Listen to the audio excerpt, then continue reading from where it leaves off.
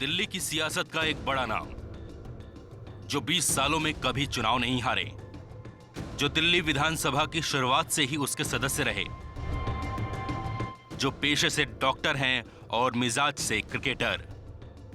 सियासत में ये मिस्टर क्लीन कहे जाते हैं। बचपन से आरएसएस से जुड़े रहने वाले डॉक्टर हर्षवर्धन बीजेपी के पुराने कार्यकर्ता हैं। दिल्ली में वो शिक्षा मंत्री भी रहे और स्वास्थ्य मंत्री भी। हर्षवर्धन को पोलियो एलिमिनेटर भी कहा जाता है। आज हर्ष दिल्ली में बीजेपी के सीएम पद के उम्मीदवार हैं। हम उनके साथ बिताएंगे पूरा दिन और जानेंगे कैसी है उनकी दिनचर्या।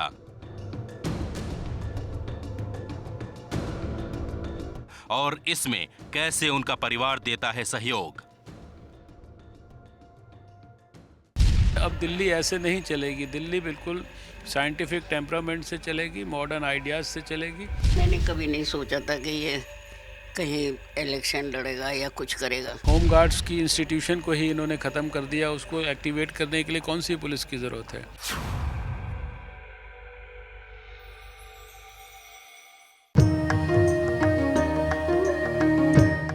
ये कृष्णा नगर में डॉक्टर हर्षवर्धन के घर के बाहर का नजारा है।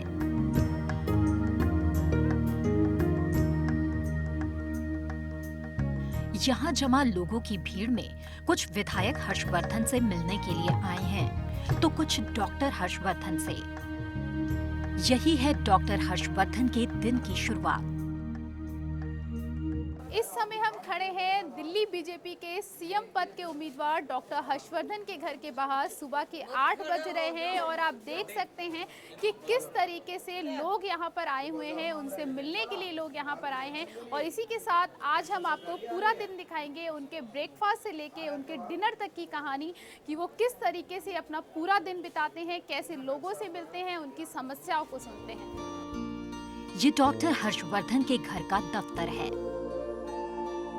अंदर का नजारा काफी कुछ बयां कर देता है, हर्ष के काम का भी और उनके मिजाज का भी। एक तरफ दीवार पर टंगी डिग्रियां और सर्टिफिकेट, तो दूसरी तरफ वो तस्वीरें जो उनकी सियासत की विचारधारा को दिखाती है। उसके बाद ये ट्रॉफियां जो उनके क्रिकेट के शौक को दिखाती है। जब तक दफ्तर के अंदर और बाहर डॉक्टर हर्षवर्धन का इंतजार हो रहा है, तब तक हम चलते हैं उनके किचन में और देखते हैं कैसा है उनके ब्रेकफास्ट का इंतजाम। डॉक्टर हर्षवर्धन एक नेता होने से पहले एक डॉक्टर भी हैं और उनकी दिन की शुरुआत होती है उनके ब्रेकफास्ट से। इस समय हम डॉक्टर हर्षवर्धन के किचन में आपको लेकर आए हैं और उनके किचन में मैं आपको दिखाऊंगी कि वो किस तरीके का ब्रेकफास्ट करते हैं। ये उनका ब्रेकफास्ट रखा हुआ है। ब्रेकफास्ट में आप देख सकते हैं कि दूध है 1 गिलास, इसके साथ साथ अंकुरित चने वो खाते हैं और इसमें के साथ में वो सैंडविच खाते हैं। तो देखा आपने कि किस तरीके से डॉक्टर हर्षवर्धन अपनी सेहत का ध्यान रखते हैं। अब हम डॉक्टर साहब के परिवार के बीच में हैं, जिनसे बात करके हमें डॉक्टर हर्षवर्धन के कुछ अनछुए अनकहे पहलुओं के बारे में जानने को मिला। इस समय हम आपको ले आए हैं डॉक्टर हर्षवर्धन के घर के अंदर और उनकी माताजी हमारे साथ मौजूद हैं। उन्हीं से बात कर लेते हैं, उन्हीं से पूछ लेते हैं कि वो बचपन में डॉक्टर साहब कैसे थे। मैम ये बताइए कि बचपन में डॉक्टर साहब कैसे थे? बहुत सीधा स्वभाव था, कभी लड़ने मरने में नहीं था, बिल्कुल भी, बिल्कुल सीधा साधा था और कभी कुछ कहता भी नहीं था और अब भी कुछ नहीं कहता।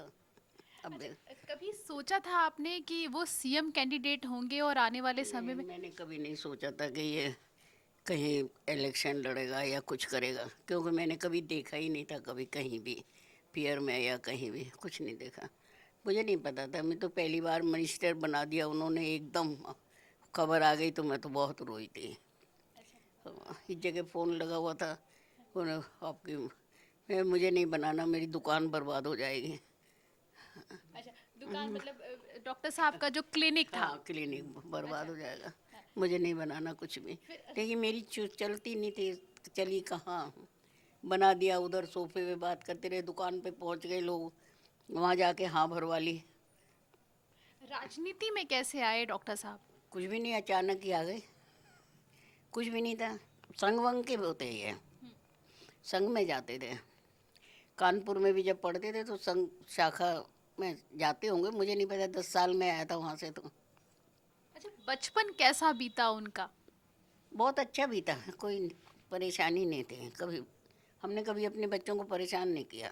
आपने बहुत स्ट्रगल किया होगा उनको पढ़ाने में और वो बहुत तो मेहनत सब किया किया है, आपने। उसको वो क्या है? टाइम अगर हम जनता याद के करें सामने थोड़ी ये सब बातें बोली जाती हैं। नहीं, मतलब कुछ ऐसा वाकया जो आप लोगों से अगर शेयर करना चाहती हो तो। बचपन तो ऐसे ही है, थोड़े से पैसों में ही बिताया था, पढ़ाया भी थोड़े से ही पैसों में था।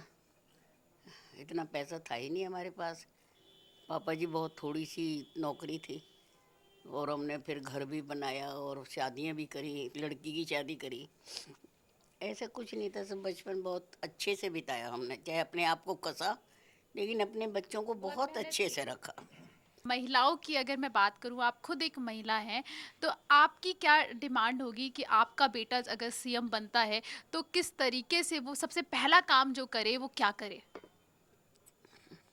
पहले काम क्या करे ये बताओ मुझे, तुम क्या करेगा? सारे काम करेगा वो तो, खाली महिलाओं का ही काम थोड़ी है, बच्चों का ही थोड़ी करेगा, सारे ही काम करेगा। जो भी काम की कमी है, जो उसे परेशानी लग रही है, महंगाई है, ये है, वो है, झुग्गी झोंपड़ियाँ हैं, जो लोग परेशान हैं, जिनको कहा 25 गज की जगह देंगे, नहीं दी तो देगा, अपने आप करेगा कुछ। मैम, मैंने अभी देखा कि सुबह के 8 बजे थे, लेकिन उसके बाद भी काफ़ी संख्या में लोग बाहर इकट्ठे हो रखे थे उनके। तो ये अभी होने लगा कि हमेशा से डॉक्टर साहब ऐसे थे कि वो हमेशा से लोगों की मदद करते थे? वो लोगों की हमेशा से ही मदद करता है। अब तो खैर लोग हार पहनाने के चक्कर में लगे हुए हैं, लेकिन उसने हमेशा से ही लोगों का काम किया है। सही कहा गया है, माँ से ज्यादा कोई बेटे को नहीं जान सकता। डॉक्टर साहब की माँ ने जो बातें बताई वो उनके व्यक्तित्व का चित्रण करती हैं। लेकिन हम जब तक उनकी माँ से और परिवार वालों से बात करने में मशगूल थे, डॉक्टर हर्षवर्धन बिना ब्रेकफास्ट किए ही क्षेत्र में निकल गए। यहाँ उनसे मिलने का मौका तो नहीं मिला, लेकिन उनके किचन में हमारी मुलाकात हुई उनकी पत्नी से। चलिए उनसे भी थोड़ी गुफ्तगू कर लेते हैं। ना टाइम वो घर पे बिता पाते हैं क्योंकि काफ़ी आपको भी दौड़ भाग हो जाती है। अब मैं देख रही हूँ कि ब्रेकफास्ट भी उनका सुबह से यहीं रखा है, उन्होंने खाया नहीं है, तो टाइम नहीं मिल पाता है बिल्कुल भी। टाइम तो देखिए आजकल तो व्यस्तता बहुत ज़्यादा है, तो वैसे भी उनके पास बहुत कम समय होता है, वो समाज को अपना समय बहुत ज़्यादा देते हैं। तो डॉक्टर साहब का तो व्यस्तता समाज के साथ हमेशा से ज़्यादा रही है, तो वो उस घर में तो कम समय दे पाते हैं। मैम, आप भी समाज सुधारक रही हो, लोगों की मदद करती हो, तो टाइम मिल जाता है किचन में खाना बनाने के लिए? हाँ जी, बिल्कुल मिल जाता है। खाना तो बनाने का समय मिलता है, मैं खाना खुद ही बच्चों के लिए बनाती हूँ। अच्छा। हाँ, और डॉक्टर साहब के लिए, बच्चों के लिए बना लेती हैं, और डॉक्टर साहब के लिए नहीं, डॉक्टर साहब के लिए, वो तो सबके लिए बनता है खाना, तो परिवार में जब बनता है, माता जी भी हैं, मेरे बच्चे भी हैं, डॉक्टर साहब भी हैं, सभी के लिए बनाया जाता है। स्पेशल क्या बनाती हैं आप उनके लिए? स्पेशल तो डॉक्टर साहब बहुत सिंपल है, पर लेकिन उनको जैसे राजमा बहुत पसंद है। अच्छा। तो राजमा के साथ बहुत करारी रोटी तंदूर की हो, तो वो हम लोग प्रेशर कुकर में ही लगा देते हैं घर में, तो वो उनको बहुत पसंद है। और थोड़ा कचालू पसंद हैं बहुत, आलू की भी डिशेज उन्हें पसंद हैं, इस तरह का खाना। मैम, और क्या क्या शौक है उनके? डॉक्टर साहब के शौक तो रीडिंग उनका एक शौक है, और फिल्म देखने का कभी मौका मिल जाता तो हम फिल्म देखने भी चले जाते हैं। कौन सी एक्ट्रेस पसंद है डॉक्टर साहब हाँ, को? डॉक्टर साहब की फेवरेट पहले माधुरी दीक्षित बहुत फेवरेट रही है उनकी। और अभी कौन उनको पसंद है? जो अभी भी उनको माधुरी दीक्षित और एक करीना कपूर बहुत पसंद है। अच्छा, दोनों को पसंद है, तो आप दोनों लोग मूवी देखने जाते हो साथ में? जाते हैं, अब थोड़ा सा कम हो गया, लेकिन पहले हम लोग काफी जाते थे, नाइट शो देखने जाते थे। अच्छा। और डॉक्टर साहब तो सुबह से इतने टायर्ड रहते हैं कि जब उन्हें अच्छी फिल्म लगती थी तो वो पूरी देखते थे, जब नहीं लगती थी तो सो जाते थे, वो रिलैक्स हो जाते। आप कभी सोचा था कि सीएम के पद पे अब उम्मीदवार हैं वो, बीजेपी की सरकार भी आ सकती है, तो कभी सोचा था कि सीएम बनेंगे? और सीएम मतलब देखिए पर्टिकुलर किसी पोस्ट के लिए मैंने नहीं सोचा, लेकिन डॉक्टर साहब अपने क्षेत्र में जिस तरीके से काम कर रहे हैं, एक सबसे बड़ी बात है कि डॉक्टर साहब बहुत ईमानदार हैं, बहुत स्वच्छ छवि के व्यक्ति हैं। मुझे तो इसी बात का बहुत गर्व है कि वो बहुत आदर्श व्यक्ति हैं और बहुत ही ईमानदार व्यक्ति हैं। तो इस चीज़ का जो गर्व है, वो अपने क्षेत्र में सबका जो है, पूरी समाज का बहुत भला कर रहे हैं, सबके लिए बहुत अच्छे कार्य कर रहे हैं, हर व्यक्ति के दर्द को अपना दर्द समझ रहे हैं। और मेरे लिए तो यही एक खुशी है। मैंने अभी इस तरह का हमने कभी नहीं सोचा कि कोई पद को लेके कभी कोई बात नहीं सोची। अच्छा, अगर वो सीएम बनते हैं तो आप क्या चाहोगी कि पहला काम वो क्या करें लोगों के लिए? देखिए, सबसे पहले काम तो देखिए बहुत है। आज लोगों के जो दर्द हैं, वो लोगों के घाव जो हैं वो भरे हुए हैं, बहुत गहरे हो चुके हैं। और मैं चाहती हूँ कि डॉक्टर साहब जो है ना, इनको घावों को भरने की ज़रूरत है। और आज जो हर व्यक्ति के दर्द को विवेकानंद की तरह अपना दर्द बनाने की ज़रूरत है। आज जो डॉक्टर साहब के चेहरे पे कभी परेशानी आपको दिखाई देती है, वो परेशानी जो है ना, मैं ऐसा लोग कहते हैं कि कभी कभी डॉक्टर साहब के चेहरे पे, मैं कहती हूँ वो परेशानी नहीं है, वो लोगों का दर्द है। आज मैं चाहती हूँ लड़कियाँ जो हैं हमारी देश की, जो जितनी भी बच्चियाँ हैं देश में, दिल्ली में, सब लड़कियाँ जो है जो भय के साए में ना जिएं, खुली हवा में सांस ले पाएँ, लड़कियाँ अपने आप को बहुत सुरक्षित महसूस कर पड़े। तो ये मैं ज़रूर चाहूँगी कि ऐसा वातावरण बने जहाँ लड़कियाँ अपने आप को सुरक्षित, लड़कियाँ जो है अपने देश में जो है चैन की सांस लें, चैन की नींद सोएं। ये मेरी सबसे ज़्यादा पहली ज़रूरत, मैं ज़रूर कहूँगी। जब आपकी शादी होने वाली थी तो आपकी मदर इन लॉ ने हमें बताया कि उन्होंने 5 लड़कियां देखी थी, लेकिन फाइनली उनको डॉक्टर साहब को आप पसंद आई। हाँ तो जी। क्या उन्होंने बताया बाद में कि क्या पसंद आया था उनको आप में? क्या पसंद आया था? मैं बहुत पतली दुबली थी मैं देखने में अच्छी लगती थी और उनको मेरा भोलापन नजर आया होगा। अच्छा। हाँ जी। और कुछ गाना वाना भी गाती हैं आप? थोड़ा बहुत खा लेती हूँ। 2 लाइनें हमारे लोगों के लिए जो आपने सबसे पहले उनको सुनाया हो। अब वो तो मुझे याद नहीं अच्छा है, चलिए, कोई नहीं, आपने गाना जो सर को पसंद हो, डॉक्टर साहब को जो गाना पसंद हो, उनके लिए आपकी तरफ से चलिए गा लेती हूँ। तुम ही मेरे मंदिर, तुम ही मेरी पूजा, तुम ही देवता हो, तुम ही देवता हो। कोई मेरी आँखों से देखे तो समझे कि तुम मेरे क्या हो, कि तुम मेरे क्या हो।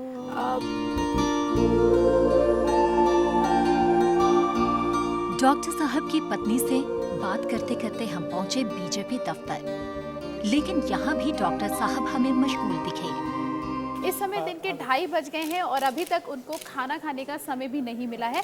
अभी उनकी मीटिंग चल रही थी, फिलहाल अभी उनकी मीटिंग खत्म हो गई है, लेकिन अभी तक उन्होंने खाना नहीं खाया है और साथ में हमें भी भूखा रखा है। लेकिन इसमें से हमने कुछ पल चुरा लिए उनसे बात करने के लिए। मैम, सुबह से आप हमारे साथ भी हैं और हम देख रहे हैं उनका शेड्यूल। क्या आपको क्या लगता है कि टाइम नहीं दे पाते आपको बिल्कुल भी? नहीं, देखिए इस समय टाइम का कोई सवाल नहीं है और ये तो इनका शेड्यूल 20 साल से ही ऐसा चल रहा है और इस समय उनको समाज को उनकी ज़्यादा ज़रूरत है, मेरी नहीं। तो कोई शिकायत नहीं है? नहीं, कोई शिकायत मैंने नहीं है। देखा सुबह आपने ब्रेकफास्ट भी बनाया और सर ने खाया नहीं, तो थोड़ा सा गुस्सा नहीं आता कभी कभी कि मैं इतने प्यार से खाना बनाती हूँ और सर खा नहीं पाते हैं? नहीं, वैसे तो टाइम पे ही खाते हैं, पर आजकल इनका जो टाइम शेड्यूल है थोड़ा बिगड़ रहा है, तो वो आगे पीछे हो जाता है। ब्रेकफास्ट तो लेते हैं। सर, आपको नहीं लगता है कि मैम इतने प्यार से आपके लिए ब्रेकफास्ट बनाती हैं, लंच बनाती हैं और आप पूरा दिन ऐसे आपका निकल जाता है? आप सुबह 8 बजे से आए हो, आप सारा देख तो रहे हो, आपको लग रहा है कि इसके बीच में कहीं ब्रेकफास्ट और लंच के लिए कोई समय आपको नज़र आ रहा है? मैं ऐसा मानता हूँ कि हमारे ऋषि मुनि कहते थे अल्प भुक्तम बहु भुक्तम। अगर आप कम खाएं या ना भी खाएं तो आप लंबे समय तक जी सकते हैं। मैम से मेरी बात हुई थी तो उन्होंने कहा कि एक बार आप दोनों मूवी देखने गए थे कानपुर में, जहाँ पे टिकट दोनों की अलग अलग थी, तो आप लोग वो हॉल से बाहर आ गए। क्या था वो किस्सा?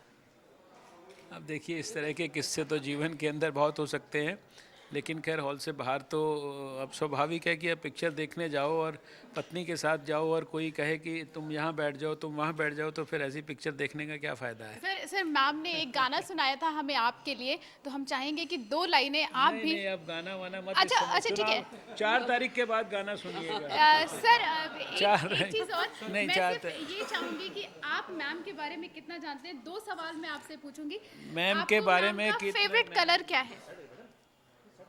फेवरेट कलर उनका जो मैं कलर तय करता हूँ वही फेवरेट कलर है। नहीं, वैसे उनका क्या है, फिर हम उनसे पूछ लेंगे ना, क्रॉस चेक कर लेंगे कि आपको सच में उनके बारे में पता है कि नहीं पता है। नहीं, उनका देखिए फेवरेट कलर वो है जो डॉक्टर हर्षवर्धन उनके लिए तय करते हैं, उनके सारे कलर मैं तय करता हूँ। अच्छा, उनको खाने में क्या पसंद है?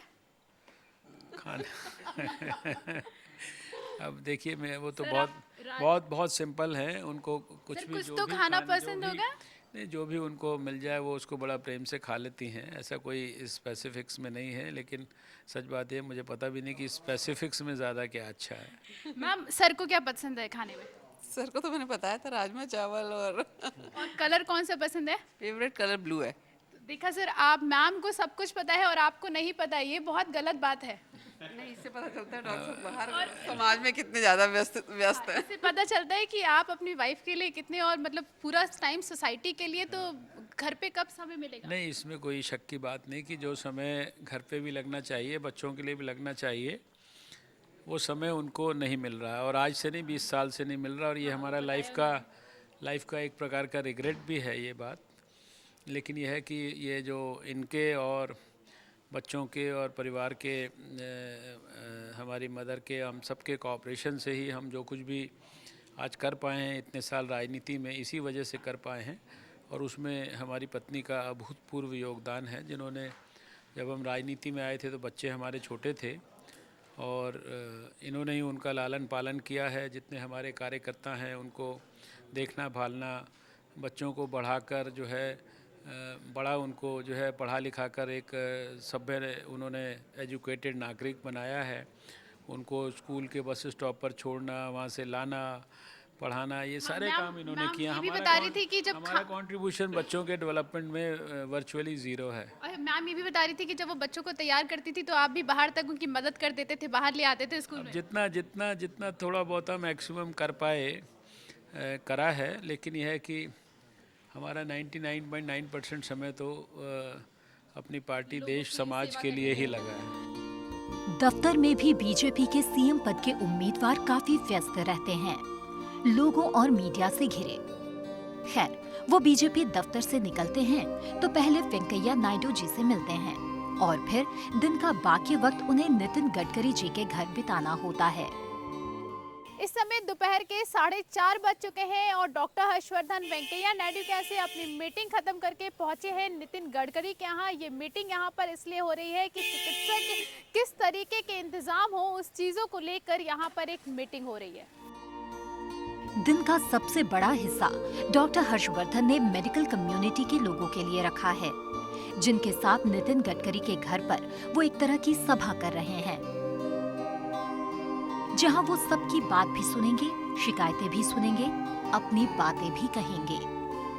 लेकिन इसे थोड़ा सामाजिक रंग देने के लिए एक नाटक मंडली भी आई है, जो ये बताने की कोशिश करती है कि कांग्रेस ने लोगों का जीना मुहाल कर दिया है और बीजेपी ही अब समाधान है।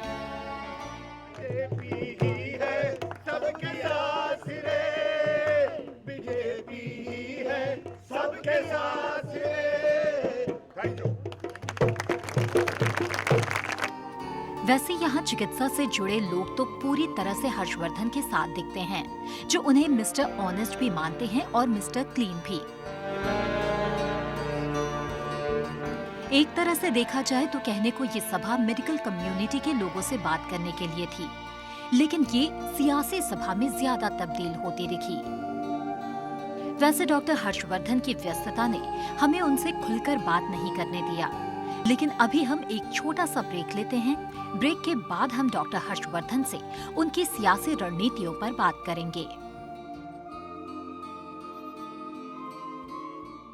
मैंने आपको दिन में बताया था ना, अल्प भुक्तम बहु भुक्तम, कम खाओ तो लंबे समय तक जीने का मौका मिलता है। सर, अच्छा, अगर बीजेपी की सरकार आती है इस बार, तो आपके मेन जो मुद्दे हैं वो क्या रहेंगे? सबसे बड़ा मुद्दा जो है वो हमारा एक ऐसा प्रशासन देना है जो पूरी तरह पारदर्शी हो। और अब दिल्ली ऐसे नहीं चलेगी, दिल्ली बिल्कुल साइंटिफिक टेम्परामेंट से चलेगी, मॉडर्न आइडियाज़ से चलेगी। मैंने कभी नहीं सोचा था कि ये कहीं इलेक्शन लड़ेगा या कुछ करेगा। होम गार्ड्स की इंस्टीट्यूशन को ही इन्होंने ख़त्म कर दिया, उसको एक्टिवेट करने के लिए कौन सी पुलिस की ज़रूरत है?